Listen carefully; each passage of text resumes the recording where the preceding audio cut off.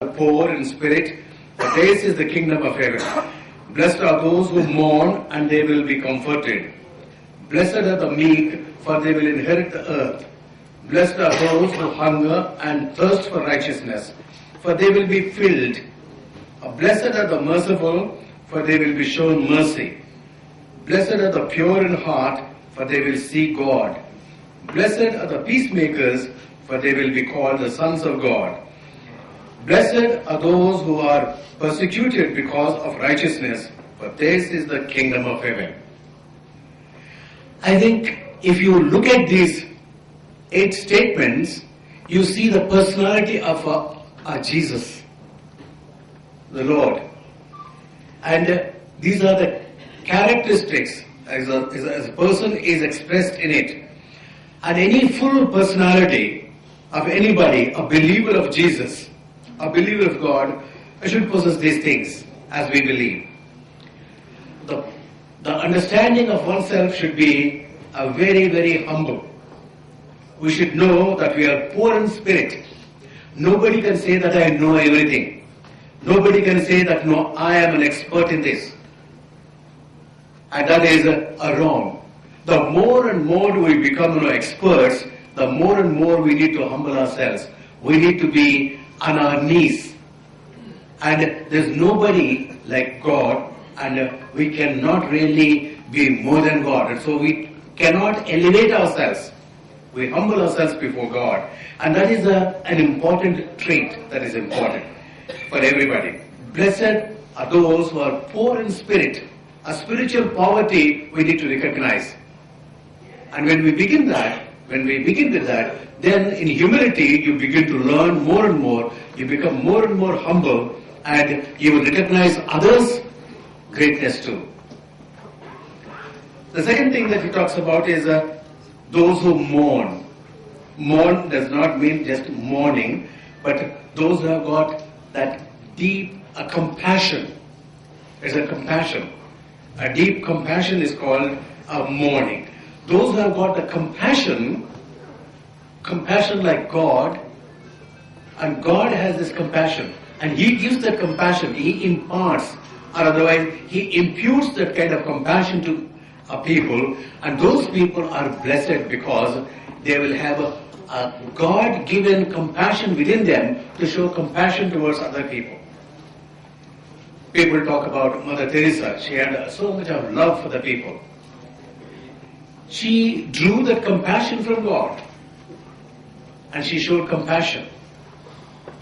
And there are many, many people you come across, a great many leaders I have seen.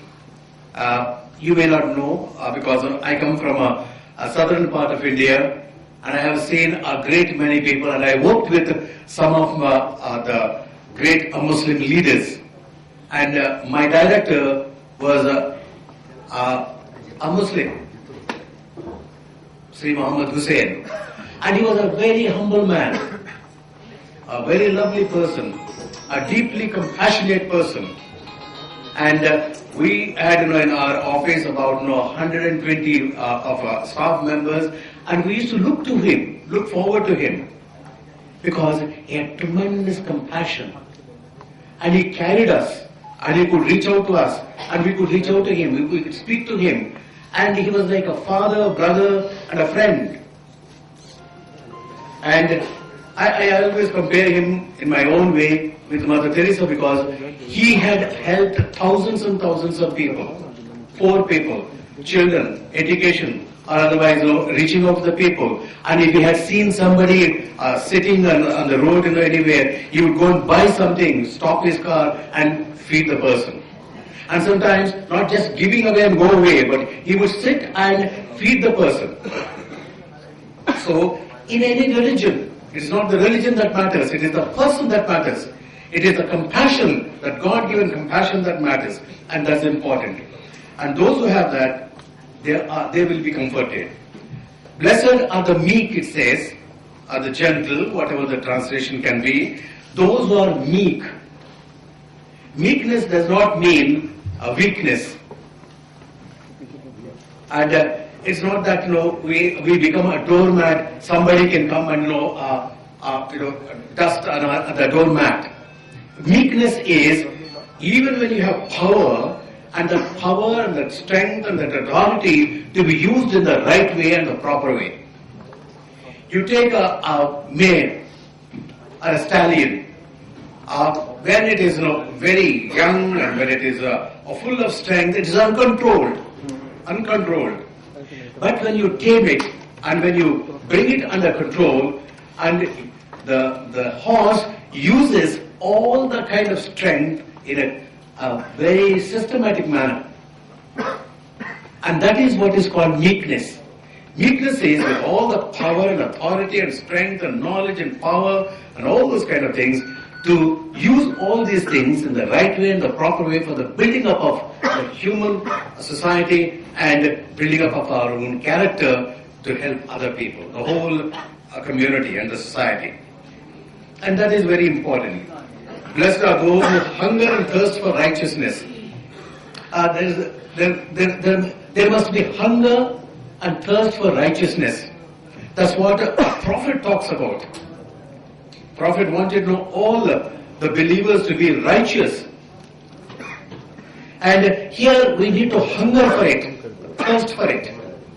And when we thirst for it and hunger for it, and the desire, deep desire, makes us to really seek God and want to be with Him and to know Him, understand Him, and die in ourselves so that He can take over our life and control us and deal with us and give us the joy and happiness.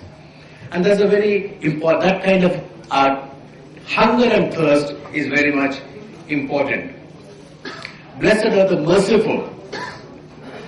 People should show a mercy. A mercy is important kind of character. And mercy is not just giving 10 rupees or 100 rupees. Yes, we need to give. We give. But that's not the end of it. Mercy is something more than that. What I was talking about Muhammad Hussain. He was the one, he would never thought that he had money and so he was giving it to a person who was putting, stretching out the hand. But he would go there and he would sit with that person and he humbles himself and request him, would you take this one? It's an offering. Would you like to take it? And then he would feel. And that is an important thing. It's not the money that matters, but it is your concern. It is your sharing with that person. That is the most important thing. And this is what a Christian should have. All these are the things that I'm talking about. What Jesus taught about is to Christians to practice these things. Whether they are practicing or not practicing is another question. Another kind of thing that we need to consider. But this is what a Christianity and Christians have to practice. Blessed are those who are pure in heart, a purity of heart. And I am sure when I am talking to you, you will see what the great prophet talks about. What he taught through the Holy Quran. It talks about a purity. It talks about righteousness. It talks about meekness. It talks about compassion. It talks about a humility. And which he practiced in his own life. And that is something wonderful. And here is that purity is an important thing. Until and unless we are pure through our meditation, through our prayers, through our various ways, if we do that, then slowly, the things that are disturbing us, things that are creating problems, diverting us, will go away, and then thoughts of God will come in, and peace comes in, and then He makes us to know Him more and more, experience more and more. When we shut everything of this world, and then He comes and takes over, and He gives us that peace that is required. Blessed are the peacemakers, for they will be called the sons of God. The peacemakers, it's a peacemaking. It's not the peace agreements that we are signing. The nations are signing peace agreements. Otherwise, some people always make some kind of peace moves. But I'm trying to say is that it is making peace within yourself and with brothers and sisters, and we need to make peace with one another. Today is a peace conference.